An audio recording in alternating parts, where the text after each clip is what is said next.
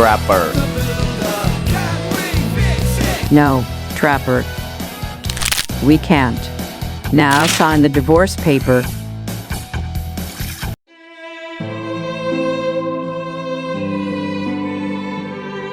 Alright, enough with the sob story of Trapper.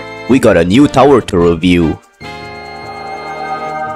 But wait, if you're not rich like me, you need to watch this video first for my opinion on how the tower performs. Then you can decide if you should get this tower or not.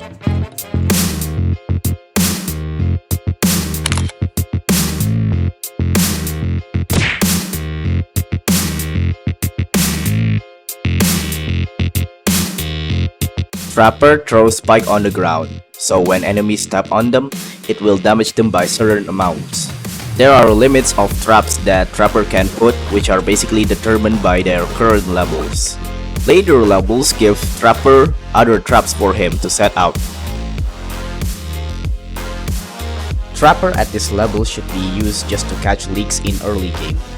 With max traps, it can hold 75 HP leaks for only $700. That may sound good, but realistically speaking, you're basically doing the opposite of speedrun in that case. When enemies are in range of Trapper, it actually automatically throws at the enemies instead of random spot. It also targets depending on your targeting settings.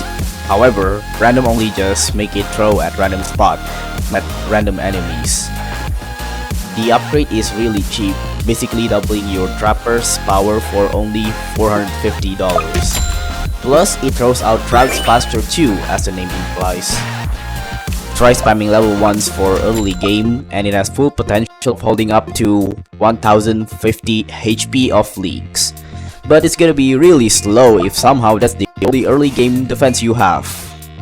This tower is meant to prevent leaks, but should not be the only early game tower there is on your game.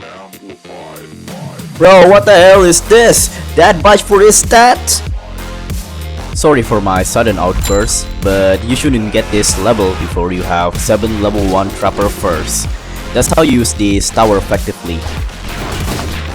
This level is cost inefficient with only like 3 more DPS for $1,350.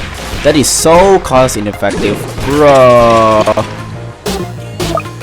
Level 3 gives Trapper a Landmine, which you can switch to. Both spikes and landmines count towards the limit. So it can be a mix of them, but if there's 8 traps, Trapper will stop throwing traps. It also increased spike damage by only 10, which is not a lot, but landmines is not even that good at eating.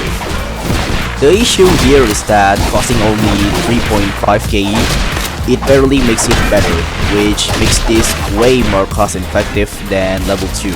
You might as well go straight for max level Trapper. Trapper gains Bear Trap. It can stun enemy for 3 seconds, but if the enemy has no stun property, it will only slow them down. The max level is not that bad as the other level, especially since you have a way to stall enemies with this tower.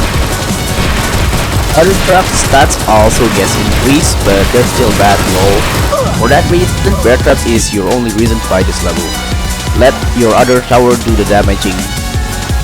Overall, Trapper is pretty underwhelming, barely doing much to kill enemies. If you still wish to use him, I'd advise doing that only in Photon mode.